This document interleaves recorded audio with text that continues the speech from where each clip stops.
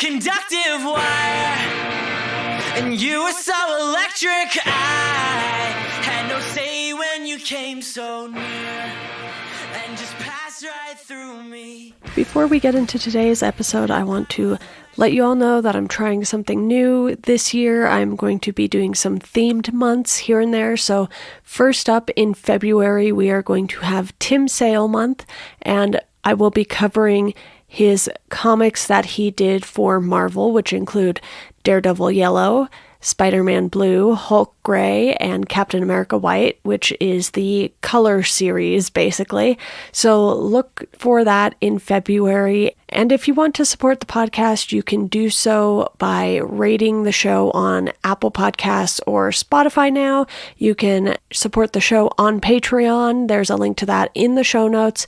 And you can find the podcast at Welcome to Geekdom on Instagram and at Geekdom Pod on Twitter. And let's dive into today's episode. Hey everyone, Welcome to Geekdom is back. I'm your host, Deanna Chapman, and today I am joined by friend of the podcast, Shane Conard, to discuss Web Warriors, which is a series that ran for 11 issues from 2015 to 2016. Shane, how are you doing today? I'm doing okay. As I had previously mentioned, I'm running on just a little bit of sleep here, but excited to talk about the many, many spider people. Yeah, there are a ton of spider people in this, and within 11 issues, we have a few different storylines. So we have the whole Electroverse storyline that we start off with. There's a steampunked storyline, and then sort of our final storyline where we see a ton of people, and the creative team jumps around a bit on this one. For the first storyline, we have Mike Costa writing, David Baldion on pencils, Scott Hanna on ink, Jason Keith on colors, Joe Caramanga on letters. And then for Steampunked, it switches, and Robbie Thompson wrote this part with art by Dennis Medry and colors by Andrew Crossley with letters by Travis Lanham. And then it switches back kind of for the third story with Mike Costa once again writing, art by David Baldion, colors by Rochelle Rosenberg, hopefully that's correct, and then Travis Lanham stays on letters. So a little bit of bouncing around here, but I don't think the art styles differed too much to where it was super noticeable. No, there was actually a few times where I think I actually got confused. I think it was like issue 10 or so. There's a part where I think Billy Braddock and Mayday. Thank you. And May they're in the steampunk, what is it, Earth? They're in like Earth 803, but it looks like the Spider-Ham Earth for a second, and I got really confused because I knew where they were, and then I was like, I thought that I was confused, so I started to go back. So yeah, they don't differ too much. There are definitely times when you can see the contrast between, you know, like the differences there, but other times it kind of gets a little confusing. Yeah, I think they purposefully had the worlds look very different, which is fine because, like you said, they have the Peter Porker world, which is very cartoony, and then you have, you know, like the steampunk world, and then you have Spider-Punk's world, which is just sort of like this dystopia. And you have that world where everyone's made of bread. Yeah. They do a lot of crazy stuff in this comic, and I think that's what made it enjoyable to read, because this isn't a typical Spider-Man comic that I would recommend to people when they ask, you know, like, what Spider-Man thing should I read? Because the Peter Parker we know isn't in this. It's instead, the Web Warriors are comprised of Spider-Girl, who is Anya Corazon, Spider-Man, who is Paviter Prabhakar. I'm probably butchering that. I apologize. Then, of course, Spider-Ham, who is Peter Porker, Spider UK, who is Billy Braddock, not even a Peter in any culture. He's an English Peter, which is a Billy. That makes absolutely no sense, but we'll go with it. And then you have two Spider women in Gwen Stacy and Mayday Parker. And then you have the Spider-Man, who you and I have just discovered is actually Spider-Man Noir, which I wish they would have just said that, because I didn't know there was like a different name for him, because in Into the Spider-Verse and any of the other comics I've read that have that character in them. He's just called Spider-Man Noir. Yeah, I think in the context of his own story, he's still Peter Parker, and I think that they just did it that way. Explained it that way to be like he's not like the Peter Parker, so we're just gonna call him. Yeah, actually, it didn't really help. I think that they were trying to accomplish something, and it ended up just being as confusing as it would have been anyway.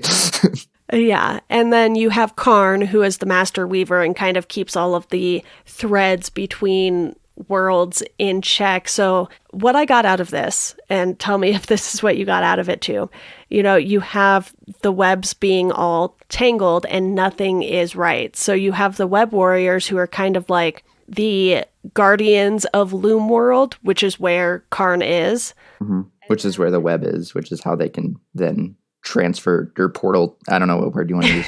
I'm going to say portal. Yeah. Portal to other Earths, to other worlds, universes. Yeah, so basically, from what I understood, this was just a comic about the Web Warriors protecting, the Master Weaver and the webs, right? Mm-hmm. Yeah. To simplify it a lot. Mm-hmm.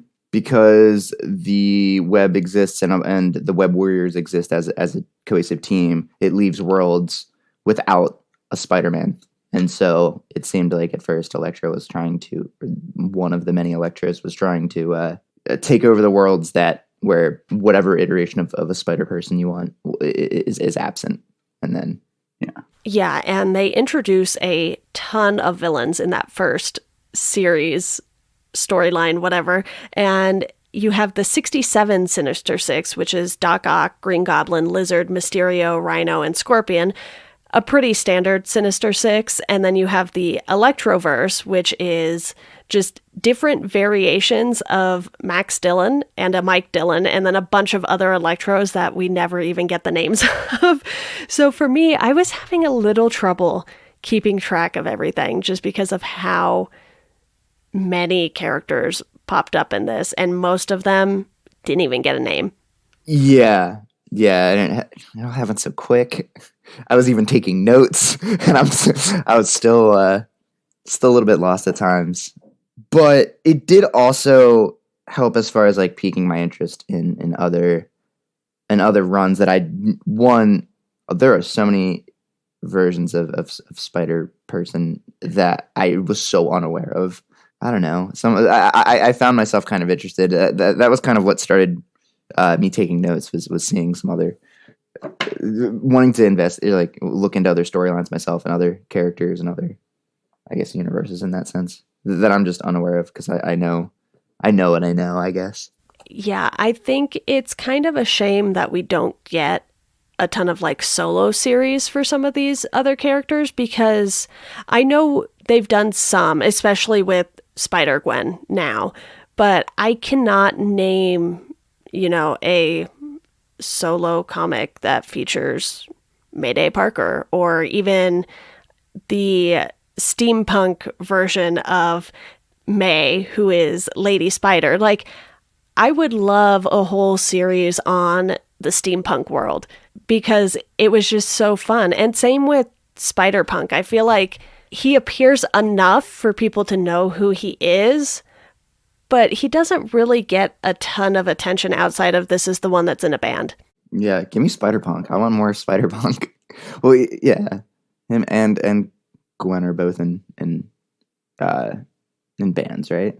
Yes. Yeah, and then I think there's the Mary Janes too at one point. So the Mary Janes, I thought that was Spider-Gwen, Gwen Stacy's band in I don't know what her world is, but the first Gwen you see, and then Spider-Punk That makes talks sense. about a Gwen in his universe, and then he says that she died in a tragic way, and they don't really go into that any further. No, because then Gwen's just like, what? What did you just say? And so, yeah. Yeah, I didn't actually get to do a lot of digging yet as far as like other series are concerned. I didn't realize how little there were outside of just like different events. Yeah, different events, different Web Warrior-esque runs, series. Yeah, and Spider-Punk wasn't even created until 2015.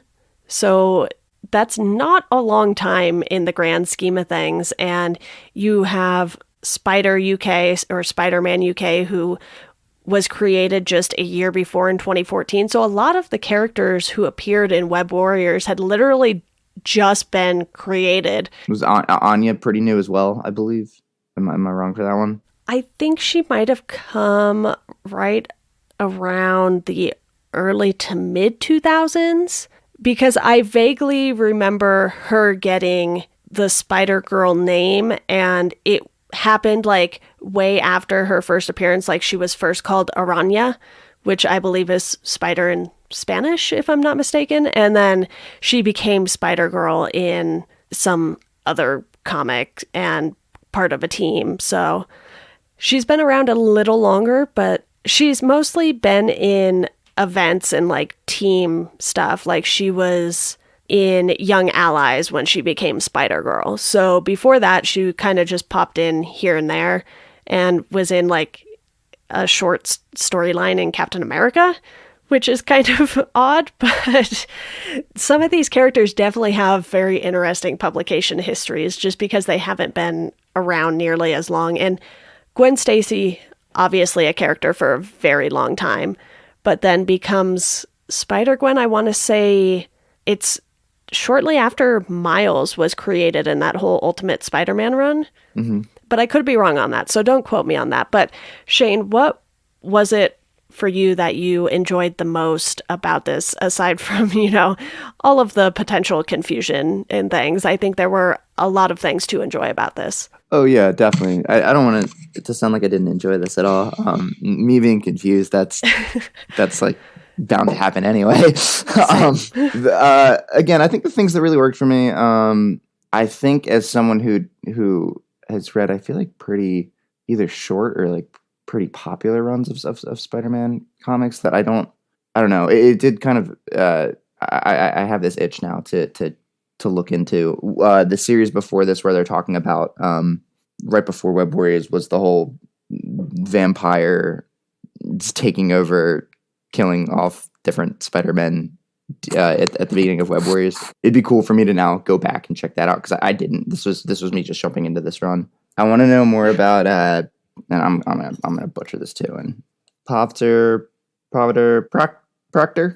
is as close as I'm gonna get. Yeah, that was my first time hearing of that character. It'd be nice to maybe get some context to that as well now, but not in a way that I was frustrated. In a way that it was good for me to, I don't know, want to branch out. If I'm not mistaken, I think a lot of these same characters appeared in a previous event, which is probably going to be my recommendation at the end. So we'll go over that in a little bit. But Web Warriors, I think, is a very good way to get introduced to a lot of different Spider characters who aren't the Earth 616 Peter Parker that we already know. And Miles isn't in this either, which I thought was interesting because he's played a big role in some other Spider events, and I think you and I both just love Miles so much. So was that a slight disappointment for you that he wasn't in this?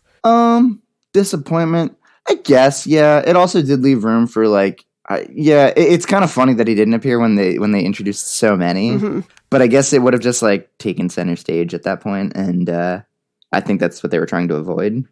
Maybe give some space for some of these other lesser known, keep saying spider people. That's totally fair though. And then you have, Octavia coming in and being the Doc Ock for the Web Warriors. And I liked the inclusion of that character too, because again, I feel like there are some characters we just don't see a lot of, and they're really good characters.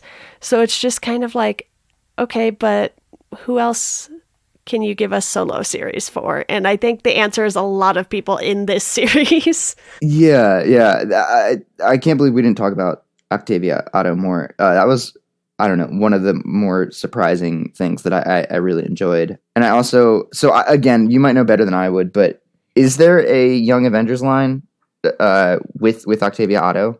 She said she's part of the Young Avengers, and where she's from, Parker Peters is one of the worst killers they've ever encountered. The Young Avengers have ever encountered. Yeah, I haven't read the Young Avengers comics, but I think she was part of the Young Avengers, and then she returned to Loom World, which is why we get her in Web Warriors, because she kind of ends up not necessarily being one of the Web Warriors, but sort of part of that team who is protecting Karn and the webs, because we see that whole section of this comic with her and Karn sort of going back and forth, and she's kind of going all out with trying to figure out this problem. And Karn's a little like, I don't know if that's a good idea. And she's like, no, it's fine. And you see glimpses of Doc Ock in her in that moment, but you know, because of who she is, it is more than likely going to work out and not turn bad. Yeah. It was really fun. And I don't even know what Earth she is originally from. I think it's 1104, possibly. Your guess is as good as mine on that one, because it wasn't in my notes. It's hard to keep track of because there are so many worlds. Obviously, when we see Karn, we know right away we're on Earth 1. And Earth 803 is the steampunk world.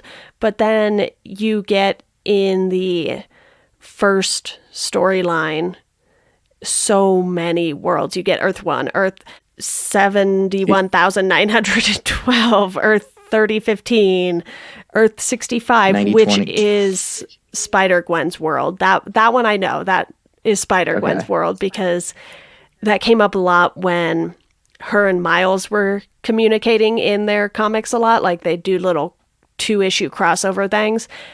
Earth 982, Earth 9105, Earth 833, Earth 1082. And it's just like, I lost track very quickly. And like you, it's not to say I didn't enjoy this, because they give you 2 Spider-Hams in this, technically.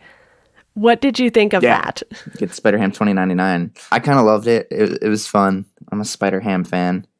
I'll take as much Spider-Ham as they want to throw at me. Yeah, and they put in little jokes like, oh, don't put anything in the fridge if you don't want Spider-Ham to eat it. And they kept it running. And I really appreciate little things like that. Yeah, same. They did that a lot with when they were introducing the worlds, because they were switching around so much, they were at least making like, it's kind of, it was as self-aware as Spider-Man gets with their little jokes. And they, at one point, they were at, I think it was Earth 1036, and they just put the little note like, you've never heard this one before. Just being like, yeah, here's another one. We just made this one up. This one's new.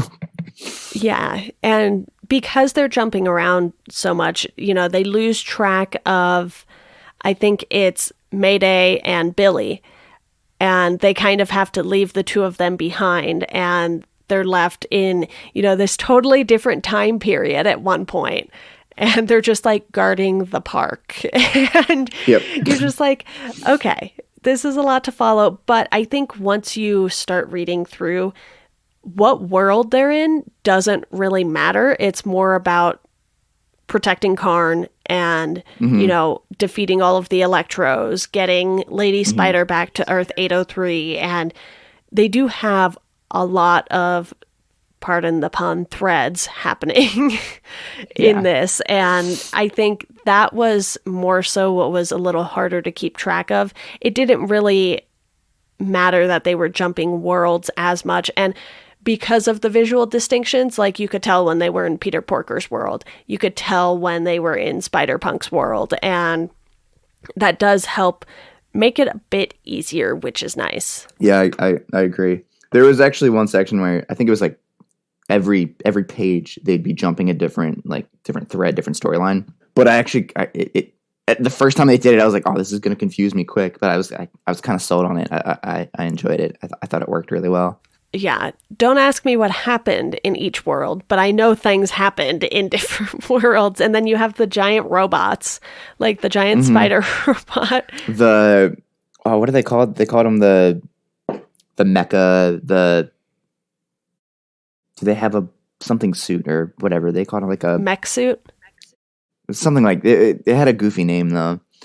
And then there's apparently everybody in that world has one. I think it's Gwen that's like, wait, why does Hulk have a suit? It's like, just a mask. Yeah, because there's all this yelling going on, and they're like, can't you contact Iron Man or the Hulk? Or they're just like, what's going on? What are you talking about? And I love that they were probably just as confused as we were. Yeah, no, same. I really, the other one I really liked was the, what do they call them?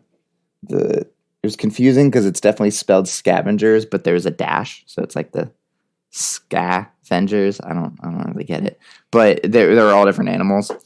And again, something I'd never heard of before. And so as I was like trying to name what each one was based off of the animal.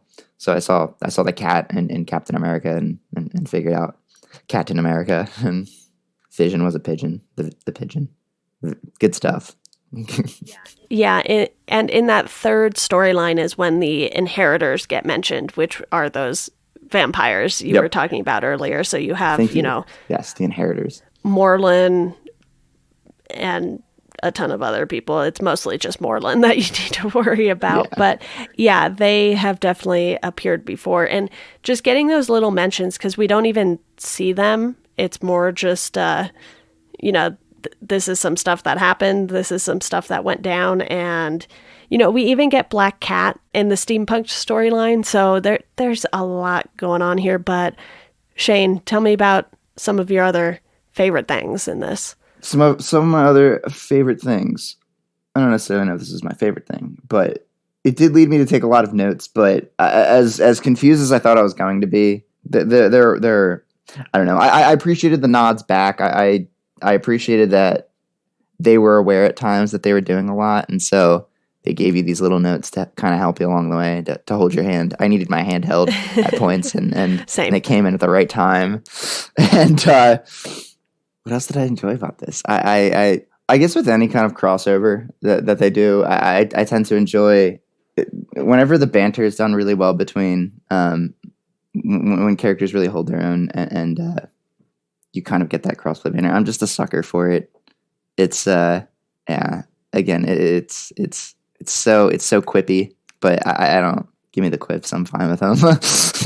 Look, Spider-Man started it, so it only makes sense that all of the other Spider people keep it going. And are there any characters that you were introduced to or just got a chance to revisit in this other than Spider-Ham? Because I think for the most part, anyone who watched Into the Spider-Verse is going to have some sort of connection to Spider-Ham regardless of comics they've read.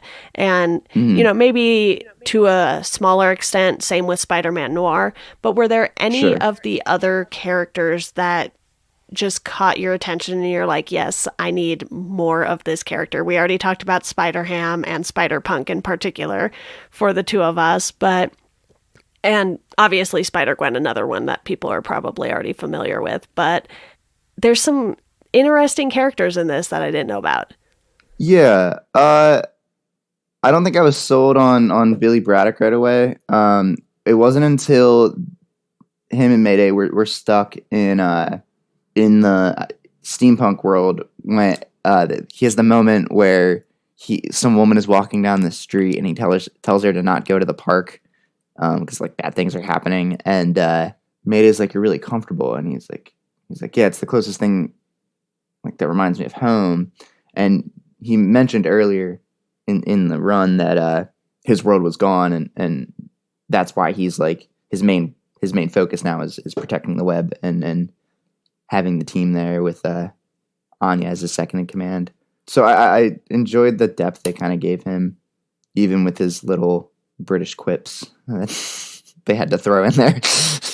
Yeah, I definitely still want more of the steampunk world in Lady Spider, because I think that would be fun. And I'm just doing a quick search in Marvel Unlimited here, because I feel like there are some of these characters who have definitely appeared in other things, and I just can't pinpoint what any of them are. And I think it's safe to say that we will see like Spider UK again, for instance.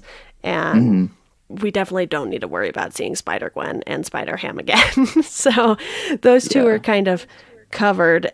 But it's just so many. And we didn't even get, like I said, Miles, Earth 616, Peter Parker. We didn't get Spider-Woman from Earth 616. And I think there's probably a few others that I've seen before that we didn't get. Oh, there's a Like Spider-Man 2099, obviously, but we got Spider-Ham 2099. There's Ben Reilly, Scarlet Spider. Yep. There is the person whose name is slipping my mind. Give me just a moment.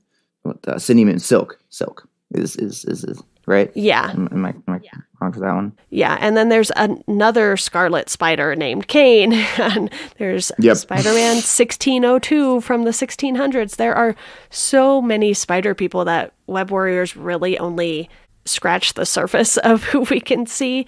And I think when you have that many characters, it is kind of hard to give them all individual series, but with Marvel Unlimited, they're doing those Infinity comics now that only exist on Marvel Unlimited. And I think that would be a good way to experiment with some of these characters. That's really true. That would be really cool. I don't love the format because you scroll through instead of having pages. But I think if you can get over that, they're definitely doing some fun things. So I don't know. I don't have too much more to say about Web Warriors. It's a fun little story. It's not something like, one of the iconic Spider-Man runs or storylines, but it's a nice little time. Yeah, it was fun to just kind of we kind of took a second to figure out what we wanted to tackle here, and I had a friend give me the beginning of that run for my birthday, so it was a nice little I don't know, it got me to dive into it a little bit more as well, and I think people are so familiar, me included, are just so familiar and love Into the Spider-Verse that I don't know, just kind of helped scratch that itch, even though Miles was not there. Yeah, and there's obviously plenty of other Miles content if you want to dive into Miles outside of this. But Shane, do you have a recommendation for today? I thought long and hard about this and came up pretty short. The obvious one, I'm stealing it. The obvious one is Into the Spider-Verse. It gives you the breakdown of all these other characters, some of them included in Web Warriors. My other recommendation, I would say, would be Secret Wars. Just because I think that was the first run I ever did where I had a lot of universe hopping and getting different iterations of characters than I was used to. The original or the 2015 one? I read the 2015. That Okay. was the first one I ever read. I know there's been a few. So there's the original, there's Secret Wars 2, and then there's the 2015 one. And I think I read the original, but I don't know if I ended up diving into the 2015 one. But I also have a recommendation from around that time, and it's the Spider Island storyline, which is where all of the people in Manhattan get Spider-Man's powers, and people are just web slinging all over the place, and you have a bunch of spider people come together to try to stop it, and it's just pure chaos in Manhattan, and not uncommon for Marvel, but still a fun time. Yeah, that's a good one. Well, I think that wraps up our broad discussion on Web Warriors, because I think if we tried to go through all the details, we would just have to read the comic to you, and it's more fun if you look at the pictures while you're reading them. Yeah, you don't need us to hold your hand. They kind of help you. They kind of do it for you. So Exactly. Well, Shane, thank you so much for joining me today. yeah, thank you, Deanna.